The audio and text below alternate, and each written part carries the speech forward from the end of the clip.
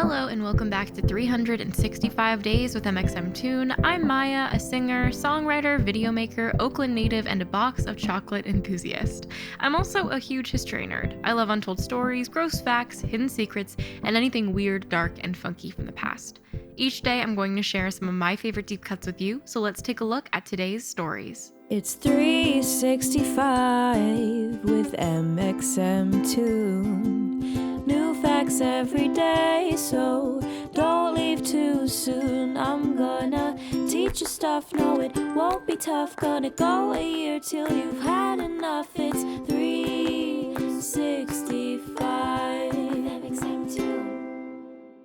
Today, in 1995, the movie Forrest Gump cleaned up house at the Academy Awards, winning 6 Oscars. Among the reaping, Best Picture, and second consecutive Best Actor Oscar for Tom Hanks, who won the year prior for Philadelphia.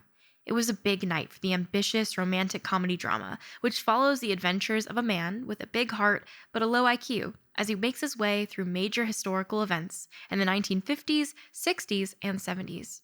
Forrest Gump went on to become an American classic, and Tom Hanks went on to become, well, he's Tom Hanks. Not much introduction is needed on that end, but let's back up.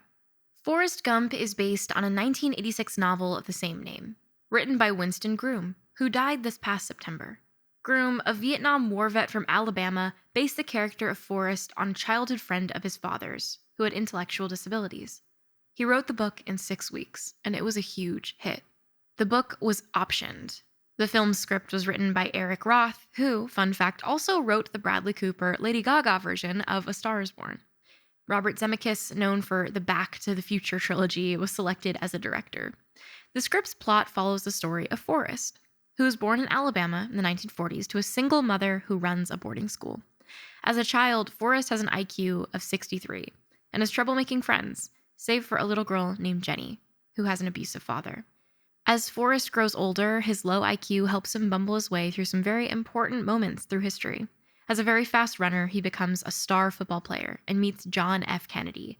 He hands a dropped book to Vivian Malone Jones, one of the first black students at the University of Alabama, as then Governor George Wallace famously tried to block the doors.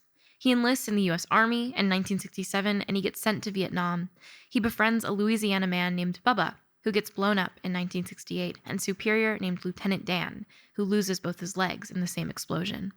He accidentally ends up on the podium at an anti-war march on the Pentagon. He becomes a star ping pong player and is interviewed alongside John Lennon.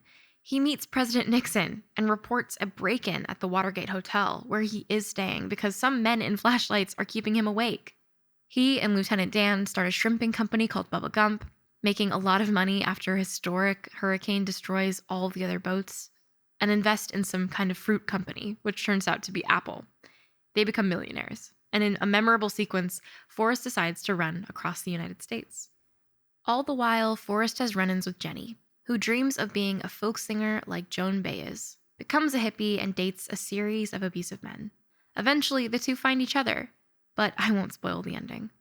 The whole plot is a story within a story, too, as Forrest is merely retelling the details of his life to various passerbys while waiting at a bus stop. In addition to Hanks playing Forrest, Robin Wright from House of Cards played Jenny, Gary Sinise from Apollo 13 played Lieutenant Dan, and a number of famous people, including Sally Field and Haley Joel Osment, also had roles. The film had an extensive soundtrack and was littered with period-appropriate music from the likes of Bob Dylan, Elvis Presley, The Doors, and Creedence Clearwater Revival. The soundtrack peaked at number 2 on the Billboard album chart. A particularly interesting, and at the time, novel thing about Forrest Gump was that the filmmakers used CGI to insert Forrest in old video, to make it look like, for instance, he really was shaking John F. Kennedy's hand and sitting in an interview chair next to John Lennon. CGI is everywhere now, but in the early 1990s, it was still relatively new technology. When Forrest Gump premiered on June 23, 1994, reviews were mixed. Some critics loved it, and others thought it was sappy and silly. Audiences fell along the same lines. Regardless, it was a hit when released, opening to number 1 at the box office and eventually grossing nearly $700 million worldwide. Then, of course, there were the Oscar wins. Best Picture, Hanks' Best Actor win, Best Visual Effects, Best Screenplay based on material previously produced or published, and Best Film Editing. Forrest Gump also won Golden Globes for Best Actor, Director, and Movie for a dramatic film. Some people love Forrest Gump, and some people hate it. It's one of those polarizing films, and it gets even more polarizing as the years go on. But it's managed to become a piece of cinematic history, and movie magazines and institutions tend to tack it onto their top American film lists. My theory is that this is more because Forrest Gump feels like a trip through time. It documents part of American history in a way that makes them feel real, even if the movie's actual merits are up for debate. Also, who doesn't love Tom Hanks? Here are some fun facts about Forrest Gump. Forrest's famous self-introduction, "My name is Forrest Gump, people call me Forrest Gump," was ad-libbed by Hanks. Bill Murray and John Travolta both turned down the role of Forrest Gump before Hanks signed on.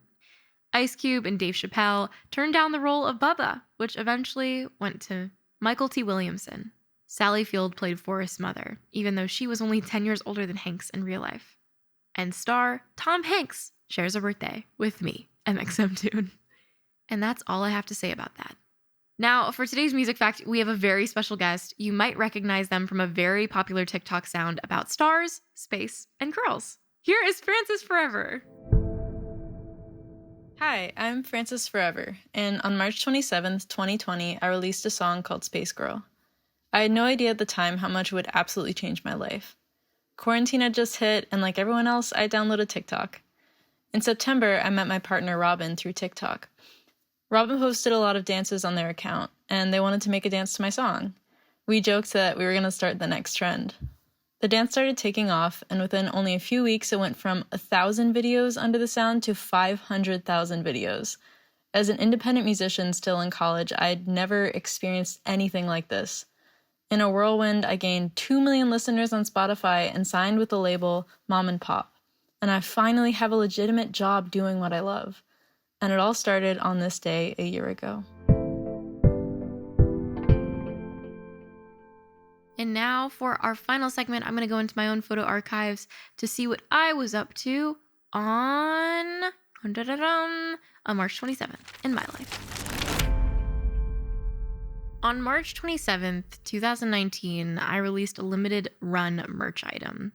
That was a photo of a viral tweet that I had. The tweet was my y'all tweet, if you remember that. I tweeted the word y'all and then a bullet list after it. Gender neutral, chaotic good, yeehaw vibes.